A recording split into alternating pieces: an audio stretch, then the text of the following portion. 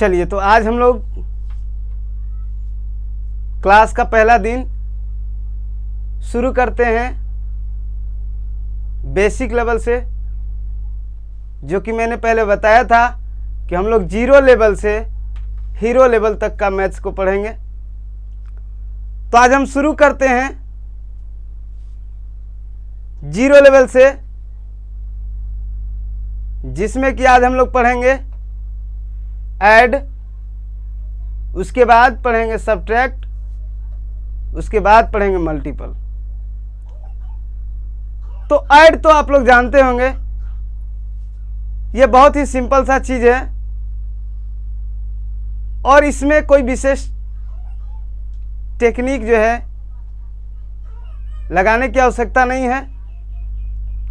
लेकिन आज जो हम लोग ऐड पढ़ेंगे उसमें हम लोग हर एक मैथ्स को बना करके उसके आंसर को जो है प्रूफ करेंगे। क्या करेंगे?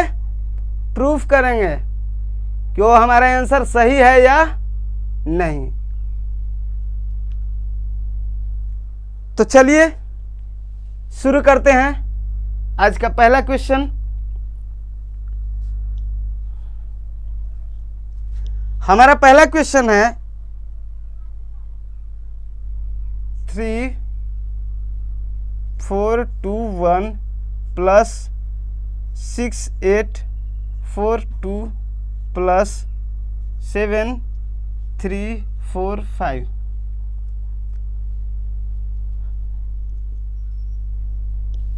चलिए, समझने के लिए पहले हम एक छोटा सा ऐड लेते हैं। समझने के लिए सबसे पहले हम एक छोटा सा ऐड लेते हैं, जैसे 12 प्लस 12 इक्वल टू 24। तो पहले हम ये छोटा सा ऐड को देखते हैं। बनाने के लिए तो सभी लोग जानते होंगे कि 2 और 2 4 हो गए और 1 और 1 2। लेकिन अब हम लोग ये सीखेंगे, नया चीज क्या सीखेंगे इसमें, कि हम लोग कैसे मान ले कि ये हमारा जो है 24 ही आंसर होगा। यदि कोई कह दिया कि नहीं इसका आंसर 25 होगा, तब हम लोग कैसे प्रूफ करेंगे कि हमारा आंसर सही है या उसका आंसर सही है। कभी कभी होता है बच्चों को कि जब वो किसी मैथ्स को जब सोल्व करते हैं और किन्हीं का आंसर दूसरा और बगल का आंसर दूसरा आता है, तो वो क्या हो जाते हैं, नर्वस हो जाते हैं कि शायद उसका सही है या मेरा सही है। तो उस नर्वस को ख़त्म करने के लिए, अर्थात इसको प्रूफ करने के लिए, मैंने आप लोगों को पिछले वीडियो में बताया था कि कैसे जो है हम ऐड सब्ट्रैक्ट मल्टीपल को प्रूफ करते हैं कि हमारा आंसर सही है या नहीं। तो फिर से हम इसको बताते हैं कि किसी भी मैथ्स को प्रूफ करने के लिए सबसे पहले हम क्वेश्चन का SDN ज्ञात करते हैं। क्या ज्ञात करते हैं? SDN ज्ञात करते हैं। अब हम लोग ये देखते हैं कि ये जो हमारा मैथ्स है ये डबल डिजिट में है। क्या है? डबल डिजिट में है। और हमारा रूल कहता है कि आप सबसे पहले प्रश्न को सिंगल डिजिट में कन्वर्ट करें। और कन्वर्ट करने का नियम क्या है?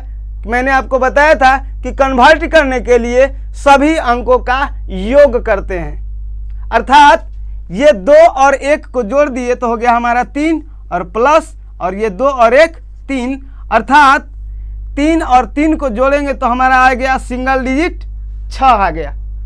अब कैसे हम लोग प्रूफ करेंगे कि हमारा ये सही है या गलत?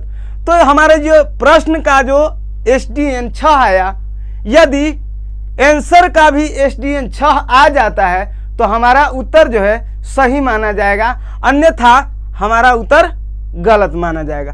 तो ये हमारा आंसर भी जो है ये भी डबल डिजिट में है। क्या है?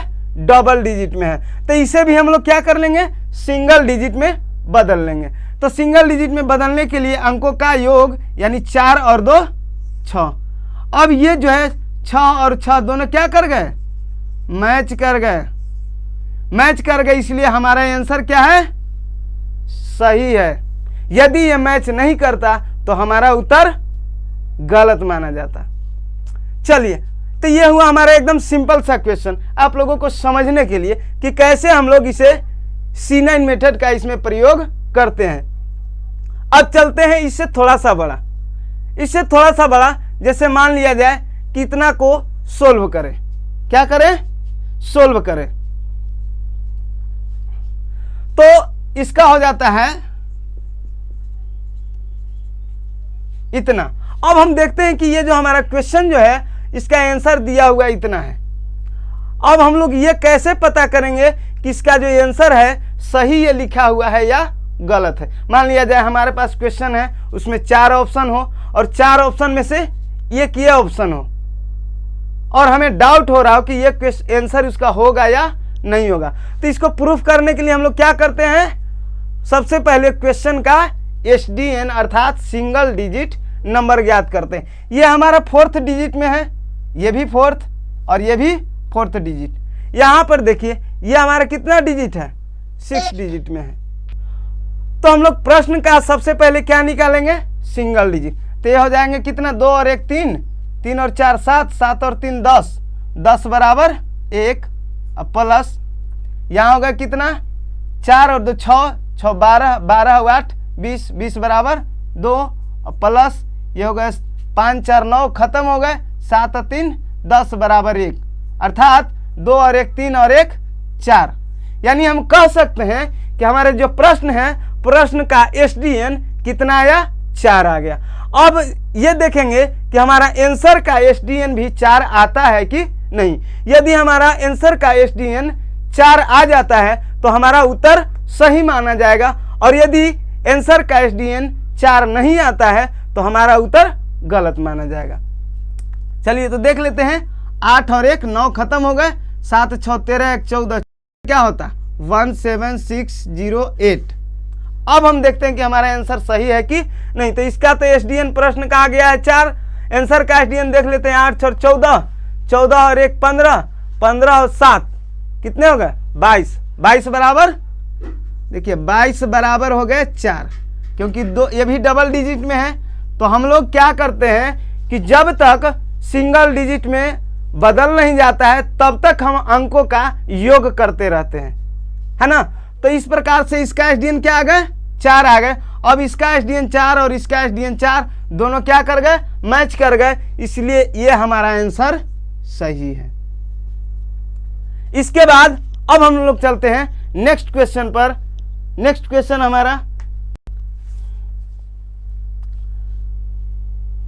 कितना है, नेक्स्ट क्वेश्चन बोलिए, नेक्स्ट क्वेश्चन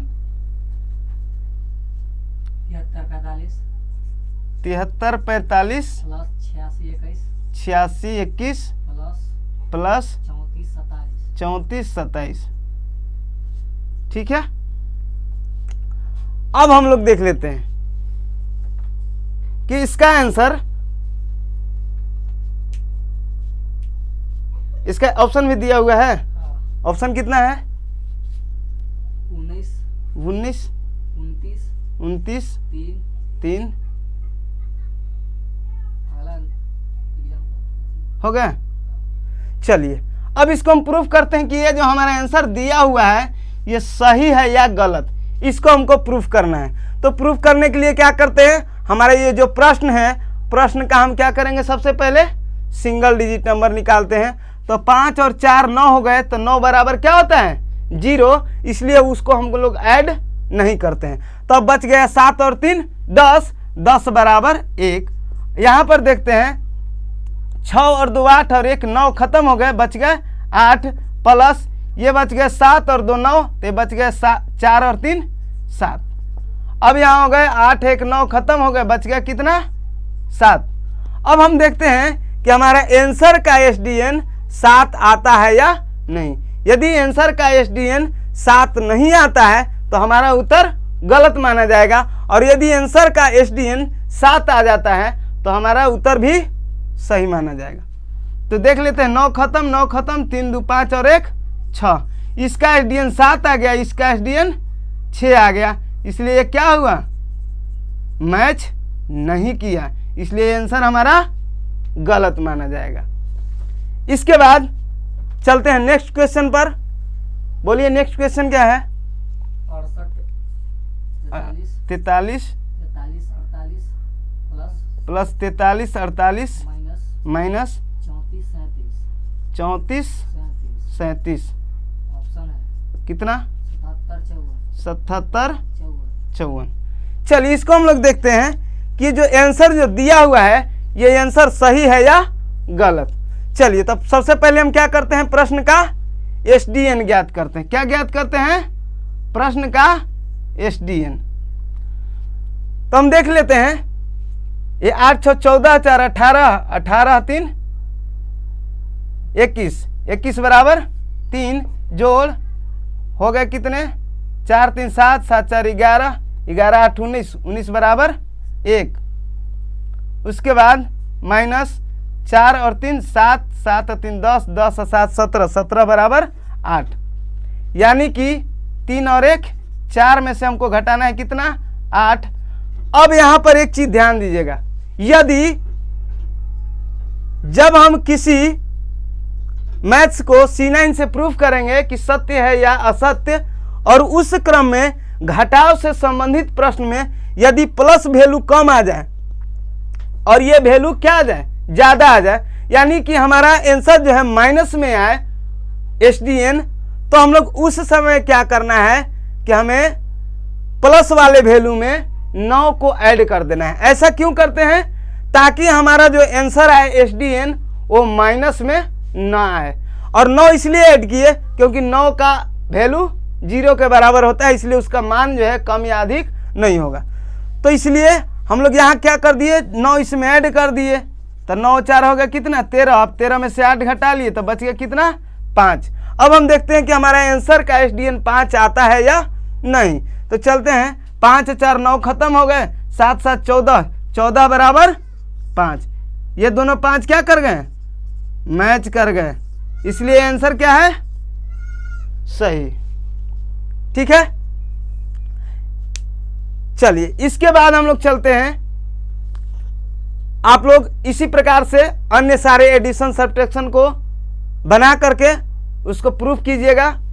इसके बाद हम चलते हैं अगले चैप्टर पर, जो कि मल्टीप्लिकेशन।